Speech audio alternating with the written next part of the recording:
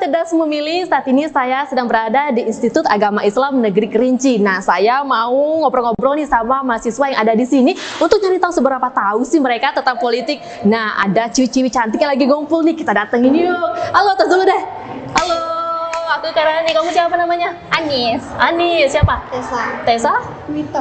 Wita. Aku mau ngobrol sama yang alfabet yang paling awal deh, huruf A, Anis. Nah, Anis, kira-kira tahu nggak kapan pemilu kita akan berlangsung? Tahu dong. Wah, kapan tuh? 14 Februari 2024. Selanjutnya masih ada banyak pertanyaan. Boleh. Pemilu kita kan nanti ada yang menyelenggarain tuh. Siapa saja sih yang bakal menyelenggarain pemilu ini? Setahu saya KPU. KPU ya? Ada lagi nggak selain KPU? PPS. Apa? PPS. Kurang tepat? Apa ya? Apa ya? Ayo apa? Apa ya?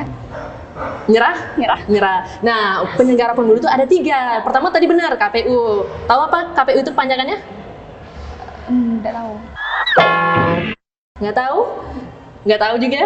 Ya, KPU panjangan Komisi Pemilihan Umum. Selain KPU, nantinya juga ada Bawaslu, Badan Pengawas Pemilu, dan ketiga ada DKPP atau Dewan Kehormatan Penyelenggara Pemilihan Umum. Tadi Anis nyebutin PPS. Anis tahu nggak kepanjangan PPS itu apa? PPS itu Panitia Pemungutan Suara. Wah, benar. Nah, ngomongin pemilu juga, nanti Anis dan keluarga udah punya kandidat pilihannya nggak di pasangan? Sudah ya? Kriteria seperti apa sih yang Anis lihat dari baik presiden atau DPR itu kriteria seperti apa? Tentunya yang pertama itu ialah yang akidahnya ya Kak ya. Akidahnya, kemudian yang kedua itu yang aktif terhadap masyarakatnya juga. Ya. Nah, kalau di rumah Anis itu kira-kira beda nggak pilihannya antara Anis sama orang tua Anis? Beda. Beda ya? Beda. Nah, tuh gimana tuh nyikapin perbedaannya? Ya kalau untuk perbedaan, setiap orang itu pasti ada perbedaan, tapi kita tidak harus memprovokasikan hal tersebut karena perbedaan setiap orang tuh pasti ada, asalkan jangan dengan perbedaan itu kita menjadi ribut antar keluarga gitu. Nah, terakhir nih, apa harapan Anis semoga pemilu ini dapat berjalan dengan lancar dan juga persatuan kita nih walaupun berbeda-beda ya tetap terjaga, gimana?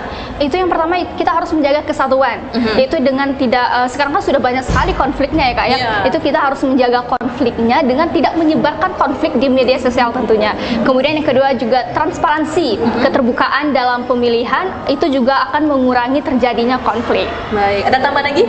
Pas. Pas ya, cukup. Cukup baik, terima kasih Anis, satu lagi deh. Anis, terima kasih Juwita ya.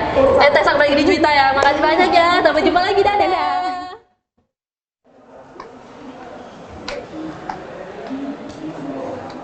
Berhenti. Mau kemana nih? Mau ke ruang rektor ya? Pasti mau demo ya? Ya, aku tahu. Beneran mau demo? Iya. Ikut dong.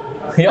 Bercanda, nggak ikut demo ya. Tapi saya mau ngajak ngobrol-ngobrol nih, boleh ya? Ya, boleh. Sini kita ngobrol di sini aja nih, biar enak, biar nggak ganggu jalan di dekat tangga. Nah, namanya siapa nih? Devri Ahmad. Devri, aku Kairani. Kita mau ngobrol-ngobrol soal politik nih, boleh? Siap, boleh. Nah, tahu nggak kapan pemilu 2024 nanti tanggal berapa? Tanggal 14 Februari 2024. Wah, kok tahu sih? Karena kita mau ngerayain hari Valentine berdua, jadi tahu. Iya.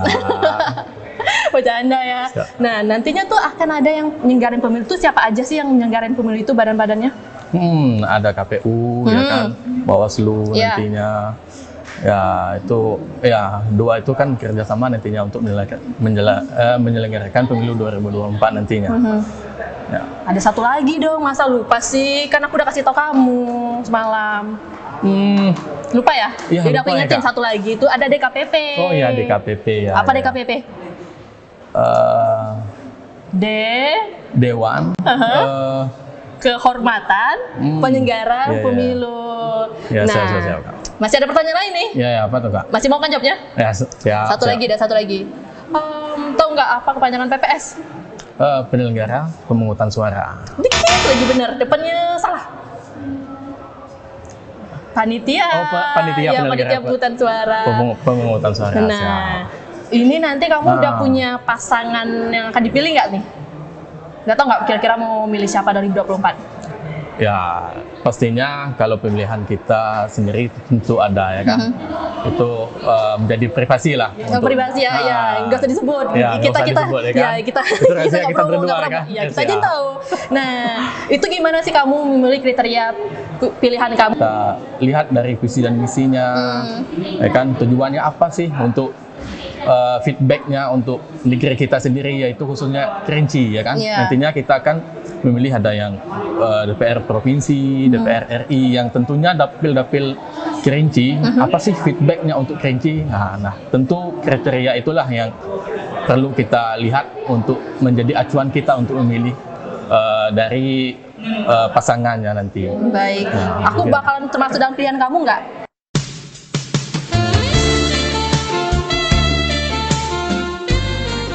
Nah, kalau dengan orang rumah tuh beda pilihan ya pasti, kemungkinan beda pilihannya pasti ya katanya. Gimana supaya di rumah tuh nggak konflik, biar uang jajan tetap ngalir nih walaupun beda pilihan, gimana tetap terjaga persatuannya di rumah? Ya, tentunya walaupun di rumah tuh beda pilihan, artinya kita tetap meyakinkan bahwa orang rumah bahwa pilihan kita tuh adalah pilihan yang terbaik. Dan pilihan orang yang rumah tuh tentu juga baik, ya kan. Artinya perbedaan itu jangan kita jadikan permasalahan, ya kan, di suatu rumah, ya kan. Tentunya ada 4 kepala, tentunya 4 lagi pilihan, ya kan. Saya nggak mau nanya lagi deh, saya mau demo sama kamu. Tadi mau demo kan? Siap. Kita demo. Yuk, kita demo.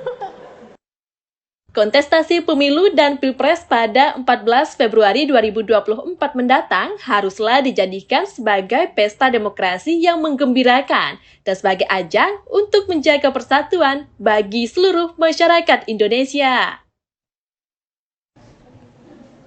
Assalamualaikum Pak Nuzul, teman-teman. Waalaikumsalam. Teman-teman, saya pinjam dulu ya Pak dosennya ya. Nah, pemirsa cerdas memilih, saat ini saya sudah bersama salah satu dosen Institut Agama Islam Negeri Kerinci, yaitu Pak Ahmad Nuzuli. Pak Nuzul, apa kabarnya Pak? Alhamdulillah baik.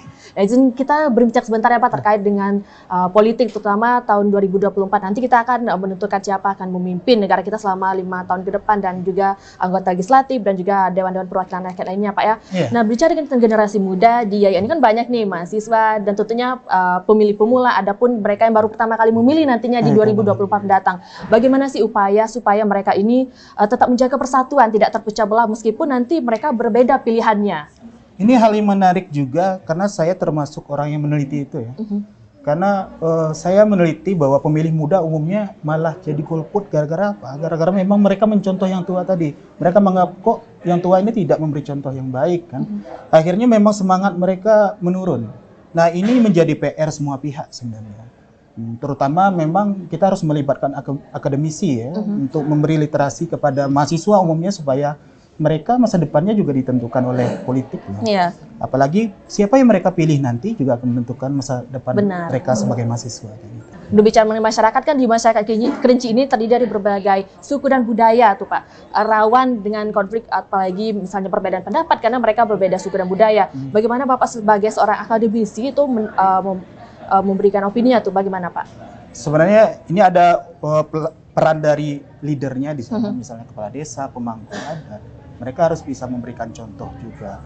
Jangan justru pemimpinnya yang memicu konflik atau memprovokasi masyarakatnya untuk menyebabkan konflik. Sebenarnya kadangkala konflik itu muncul dari adanya provokasi tadi. Seandainya nggak ada provokasi tadi, ya konflik insya Allah nggak ada. Mungkin saya selaku akademisi dan juga masyarakat Kerinci ya berpesannya supaya kita bijak menggunakan media, apalagi dalam konteks pemilu ini, karena memang media itu salah satu cikal bakal konflik. Karena orang-orang yang belum mempunyai literasi yang baik nantinya akan mudah tersinggung. Nah, budaya ketersinggungan ini kadang-kala kita belum bisa memanajemenkan di lingkup psikologis kita sehingga kita nantinya tidak bisa mengendalikan itu. Memang sosialisasi mengenai bijak dalam berpolitik, bijak dalam menyampaikan pendapat di media sosial, itu sebenarnya harus melibatkan semua pihak. Tidak hanya pemerintah saja, juga masyarakat juga, terutama orang tua juga ya. Gimana sih meliterasi anaknya supaya bijak, jangan sampai justru lingkaran setan ini muncul dari lingkungan terkecil tadi, keluarga, tempat kuliah, dan sebagainya.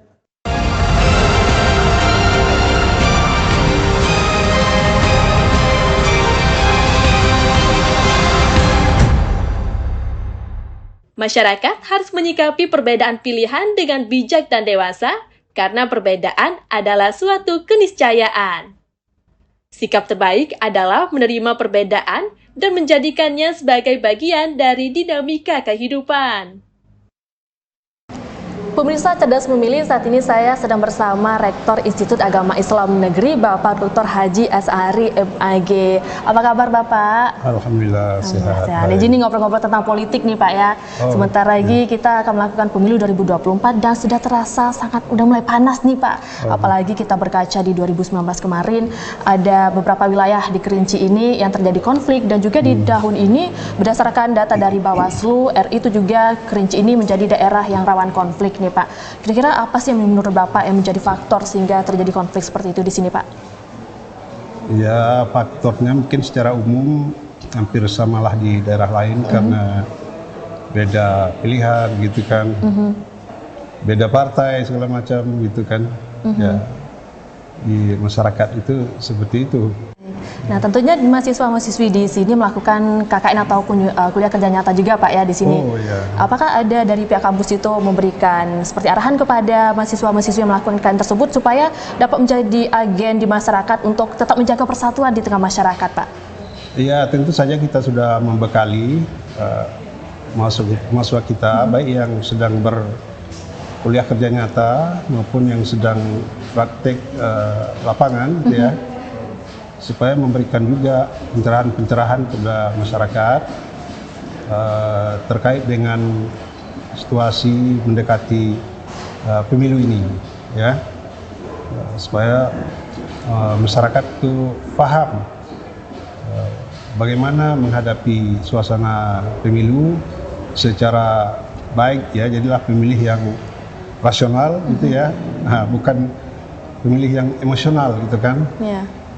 Karena ini menentukan nasib kita 5 tahun mendatang.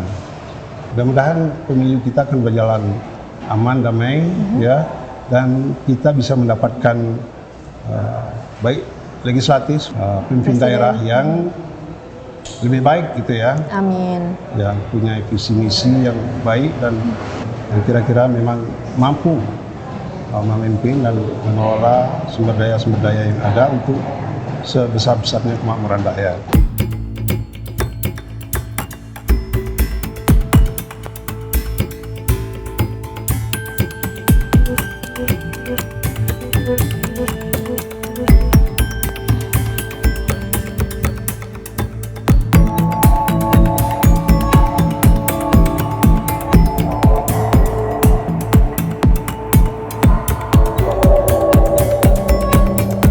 Itu bagaimana sih supaya mahasiswa-mahasiswa di sini itu mereka tidak terpecah belah karena perbedaan pendapat, tetap persatuan itu terjaga di Kerinci? Oh ya, kalau kami di sini itu bisa kami pastikan mahasiswa itu tidak akan membawa efek politik itu ke dalam ataupun dari dalam keluar. Mereka ini kan dari awal kita ajarkan bagaimana menjadi masyarakat yang moderat, baik dari sisi politik termasuk dari sisi agama. Jadi orang yang moderat itu selalu mengedepankan toleransi, demokrasi dari sisi politik, sehingga mereka sebenarnya lebih bisa menerima apapun yang menjadi keputusan politik, baik itu yang membuat mereka beruntung atau misalnya membuat mereka kalah dalam politik segala macam, tapi mereka sebenarnya sudah terlatih untuk menerima itu. Jadi kami yakin di kelompok mahasiswa tidak akan terjadi seperti itu. Barangkali ada ekses-ekses kecil, misalnya di kelompok WA Group ada yang mendukung calon tertentu, ya mungkin mereka akan menyampaikan yang mengganggu, tapi insya Allah tidak akan mengganggu. Harapannya untuk pemerintah ataupun stakeholder terkait supaya pemilu ini kita tetap terjaga persatuannya di Kerinci seperti apa? Iya, saya kira masyarakat sebenarnya secara umum itu tidak ada masalah sebenarnya secara umum ya, bahwa ada spot-spot tertentu yang ada potensinya. Nah, spot-spot ini kita mungkin rawat lebih dini, hubungi tokoh masyarakat yang ada di situ seperti yang saya sampaikan tadi itu. Orang-orang tua yang ada di situ, tua tengganai nama istilahnya itu, nah mereka ini lah yang bisa menenangkan masyarakatnya sendiri. Jadi orang-orang ini yang pertama kali dikomunikasikan supaya mereka bisa mengawal pemilu ini lebih baik. Dan saya yakin kalau cara itu dilakukan aman, nggak ada masalah.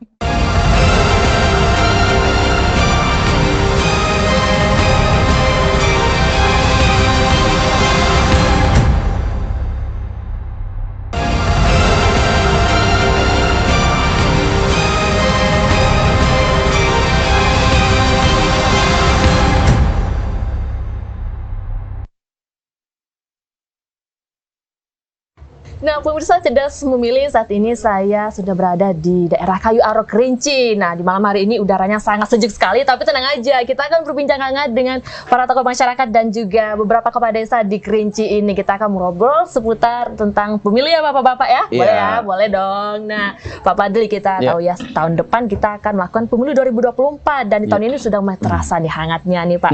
Nah, bagaimana sih pendapat Bapak sebagai tokoh masyarakat terkait dengan politik di Kerinci ini, Pak? Iya. Mbak Rani, walaupun suasana hangat politik, tapi tetap nuansa dingin kita ada di Kayu Aro ini. Wah. Kabupaten Kerinci luar biasa. Daripada jauh-jauh ke Bandung, mendingan ke Kerinci, Pak. ke Buntai Kerinci. Jadi terkait dengan yang dipertanyakan oleh Mbak Rani tadi, bahwasanya pemilu di Kerinci adalah rawan untuk keributan, terutama pilkada. Sebenarnya kalau untuk pemilu itu tidak begitu, katakanlah tidak begitu menarik oleh masyarakat. Tapi kalau untuk kepala daerah iya, gitu. Artinya hari ini masyarakat kita melihat di mana-mana baliho mulai dari kabupaten, provinsi hingga RI ini sudah masuk semua ke Kabupaten Kerinci. Kami rasa masyarakat lebih objektif lah dalam menilai siapa wakil-wakilnya akan ditunjuk. Namun yang perlu ditekankan di sini adalah pengamanan TPS. Itu biasanya ributnya di TPS. Pengamanan TPS ya, ributnya. itu lebih intensif lah. Artinya tidak ada lagi jual beli, tidak ada lagi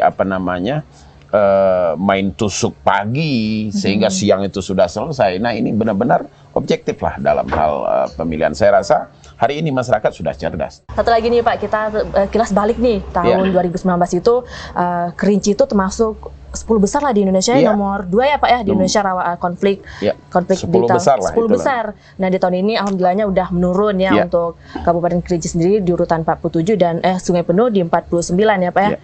Nah, itu bagaimana tanggapan Bapak? Ya, mudah-mudahan kita berharap Mbak Rani, tokoh-tokoh masyarakat, tokoh adat tadi termasuk tokoh agama dengan peran masing-masing bagaimana mengajak anak buah, anak keponakan, karena di sini kental adat loh Mbak Rani.